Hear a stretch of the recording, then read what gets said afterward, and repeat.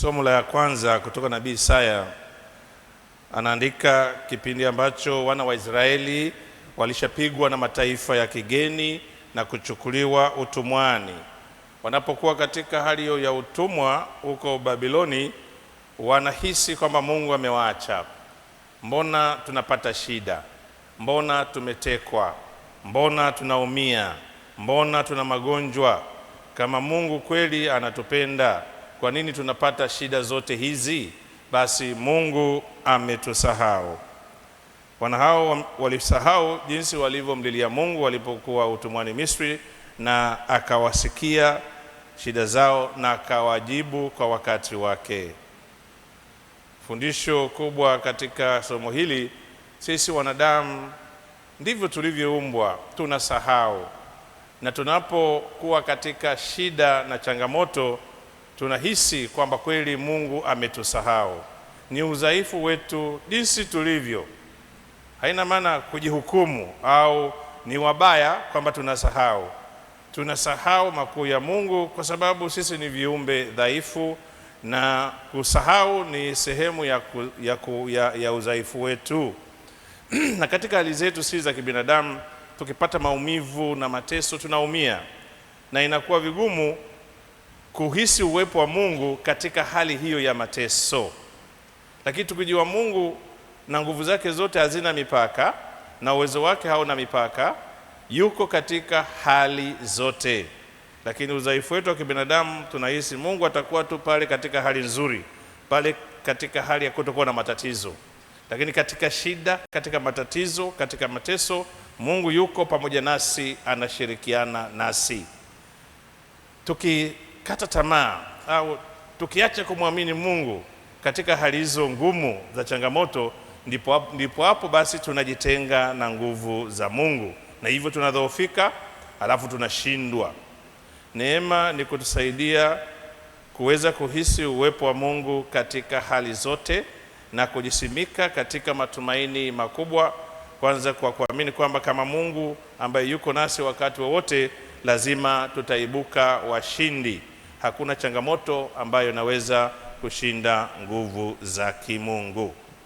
Na ndio maana mwisho basi nabii sana kwamba kama mwanamke aweza kumsahau mtoto wake anyonyaye, hata asimhurumie mwana wa tumbo lake. Naam, hao waweza, hata wanaweza, lakini Mungu hata tusahau sisi katika hali zote.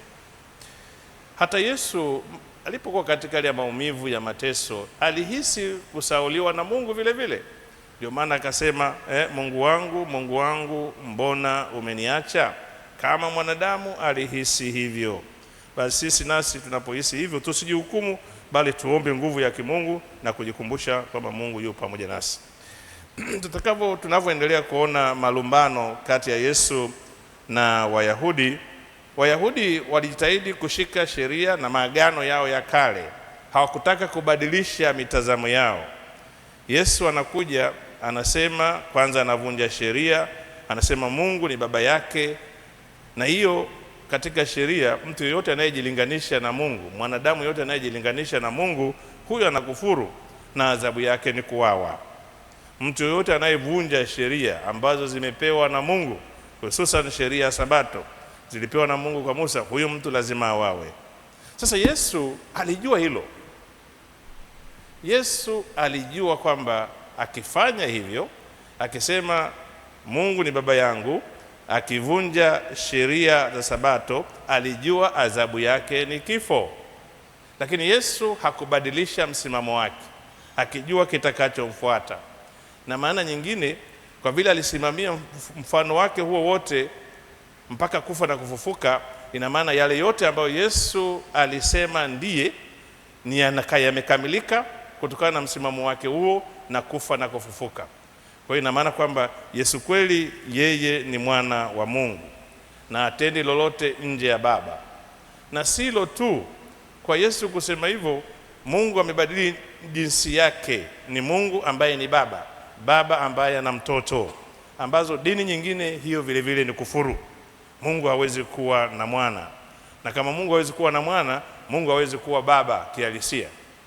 Kwa Yesu anaposhikia msimamo wake huo mpaka kufa, anadhihirisha kwamba kweli yeye ni mwana wa Mungu, na hivyo basi Mungu sio lijitu tu liko huko juu au nguvu iko huko juu, na kweli Mungu ni Baba, na kupitia huyo Kristo ambaye ni mwana amedhihirisha kwa msimamo wake, yeye ndiye chanzo cha sheria zote, yeye ndiye chanzo cha uzima wote. Tumwombe Mungu ndugu zangu, hususan katika kipindi hichi cha Majilio ambao tunaingia katika mafumbo makubwa ya ukombozi wetu.